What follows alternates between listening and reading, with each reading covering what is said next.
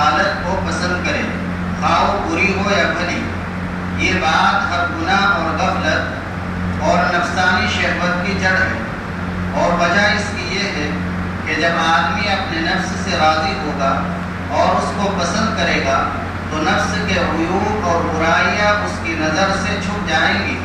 اور نفس کی بری بات بھی اچھی معلوم ہوگی، اور اس کے قلب کو نفس کی طرف سے اطمینان ہوگا،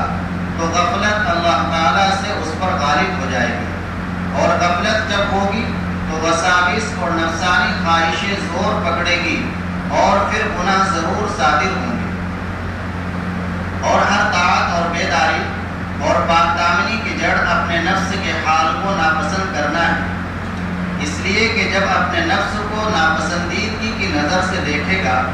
تو ہر وقت اس کو بیداری ہوگی، اور اس دشمن کی یعنی نفس کی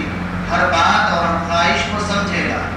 کہ اس میں ضرور اس کی کوئی چال ہے، اور اس میں غور کرے گا اور شریعت کی کسوٹی پر اس کو پرکھے گا۔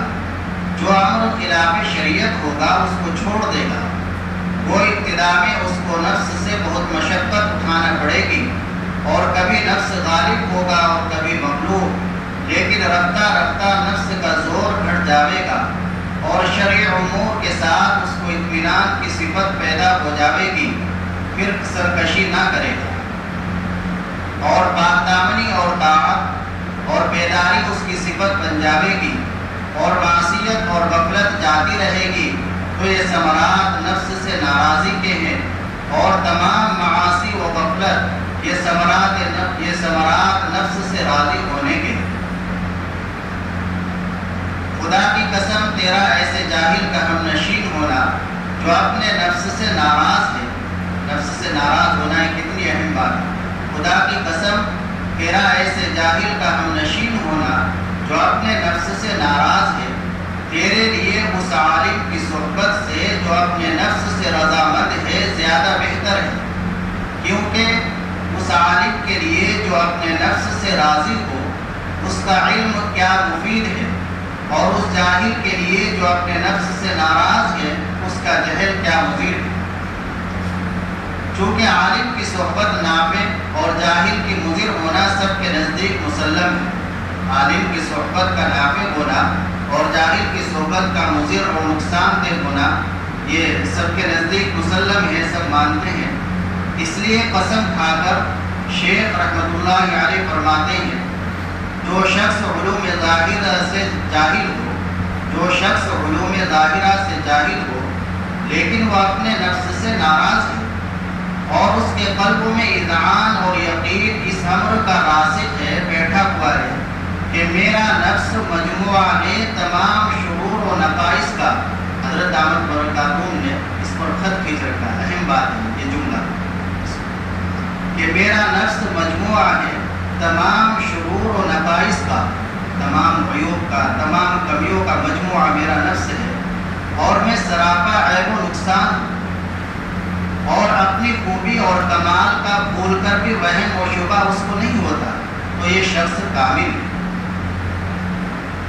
اس کے قلب میں ایذان و یقین اس امر کا راسخ ہے کہ میرا نفس مجموعہ ہے تمام شرور و نقائص کا، اور میں سراپا عیب و نقصان ہوں، اور اپنی خوبی اور کمال کا بھول کر بھی وہم و شبہ اس کو نہیں ہوتا، تو یہ شخص کامل ہے۔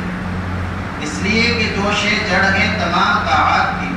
اور کمالات کی وہ اس کو حاصل ہے، تو اس کی صحبت تیرے لیے بہتر ہے۔ گویا وہ در حقیقت جاہل ہی نہیں، اور جو شخص علوم ظاہرہ کا ماہر ہو لیکن اپنے حال اور اپنے نفس سے راضی ہو اور اس کو پسند کرتا ہو، تو خواہ علمی دقائق علم باریکیاں اس کے اندر ہو لیکن اس کی صحبت مضر ہے۔ اس لیے کہ جو ہر غفلت اور معصیت کی جڑ ہے وہ اس کے اندر موجود ہے، اور وہ اس کا علم ظاہری بظاہر اس کو ظاہر شریعت کا پابند بنائے ہوئے ہے، لیکن اس کی حالت خطرناک ہے، اور اس پر کسی طرح اطمینان نہیں ہے، اور ضرور یہ مرض کبھی نہ کبھی اپنا رنگ لائے بغیر نہ رہے گا، اور جو اس کی صحبت میں رہے گا تو چونکہ صحبت کا اثر مسلمات میں سے صحبت کا اثر پڑتا ہے، اس لیے اس کے اندر بھی یہ مرض ضرور پیدا ہوگا۔ کہ اپنی تحقیقات علمیہ اور اپنے حال کو پسند کرے گا، اور یہ عین غفلت حق تعالیٰ سے، اور یہ عین غفلت ہے حق تعالیٰ سے، اور یہ مرض بہت دقیق ہے، اس لیے کہ جس کے اندر ہوتا ہے اس کو خود اس کا ادراک نہیں ہوتا، خود پتہ نہیں چلتا۔ اس لیے اس مرض کی حقیقت ہی یہ ہے کہ اپنے حال کو پسندیدگی کی نظر سے دیکھنا۔ بس جو شخص اپنے نفس سے ناراض ہے اور اپنے حال کو خواہ وہ کتنا ہی حسین نظر آوے اس کو ناپسند ہو، اس کو جہل کچھ مضر نہیں۔ اور جو عالم اپنے سے راضی ہے اور اپنی ہر بات کو پسند کرتا ہے اور اسی سعی اور کوشش میں ہے کہ لوگ میری بات کو پسند کریں، تو اس کو اس کا علم کچھ نافع نہیں۔ تجھ سے خواری کی عادت کی تشریح آئی، تجھ سے خواری کی عادت کیوں کر ظاہر ہو، اب تک تو نے اپنی نفسانی عادت کو تو ترک کیا ہی نہیں۔ خواری کی عادت وہ امور ہے کہ عالم میں کوئی ایسا واقعہ کسی شخص سے ظاہر ہو۔ خواری کی عادت وہ امور ہے کہ عالم میں کوئی ایسا واقعہ کسی شخص سے ظاہر ہو کہ جو عادت الہی کے خلاف ہے۔ مثلا کئی ماہ کا راستہ 1 منٹ میں طے کرنا، یا پانی پر چلنا، یا ہوا میں اڑنا۔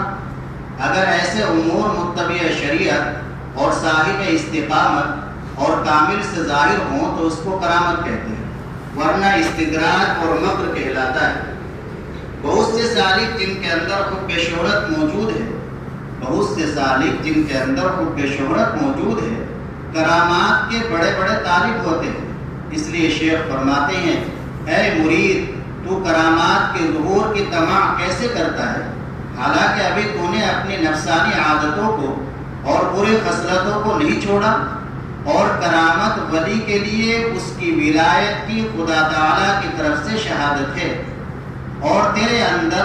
جب نفسانی شہوتیں موجود ہے تو ولایت کہاں ہوئی، اور جب ولایت نہیں تو اس کی شہادت کیسے آ سکتی ہے۔ خواہش نفسانی کی حلاوت و لذت کا قلب میں مستحکم ہو جانا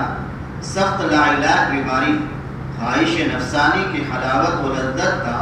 قلب میں مستحکم ہو جانا، جم جانا، مضبوط ہو جانا، یہ سخت لاعلاج بیماری ہے۔ جیسے امراض ظاہری میں جب کوئی بیماری زور پکڑ جاتی ہے اور طبیعت کو مغلوب کر دیتی ہے تو دوا اور علاج نافع نہیں رہتا۔ جیسے امراض ظاہری میں جب کوئی بیماری زور پکڑ جاتی ہے اور طبیعت کو مغلوب کر دیتی ہے تو دوا اور علاج نافع نہیں رہتا، اسی طرح امراض باطنہ کا حال ہے۔ خواہش نفسانی دنیا اور اس کی لذت کی طرف سب کو ہے، خواہش نفسانی دنیا اور اس کی لذات کی طرف سب کو ہے، لیکن کسی خواہش کی لذت اور حلاوت جب دل میں گھر کر جائے اور کسی طرح نہ نکلے تو یہ سخت لاعلاج بیماری ہے۔ ایمان اور طاعت اور استغفار اس کی دوا ہے، اس کی دوا ہے ایمان، طاعت اور استغفار۔ لیکن یہ اسی وقت تک کارآمد ہے ہو جاوے تو البتہ اس سے چھوٹ سکتی ہے۔ اس لیے طالب کو اول ہی اس کا فکر ضروری ہے کہ استحکامی نہ ہونے پائے۔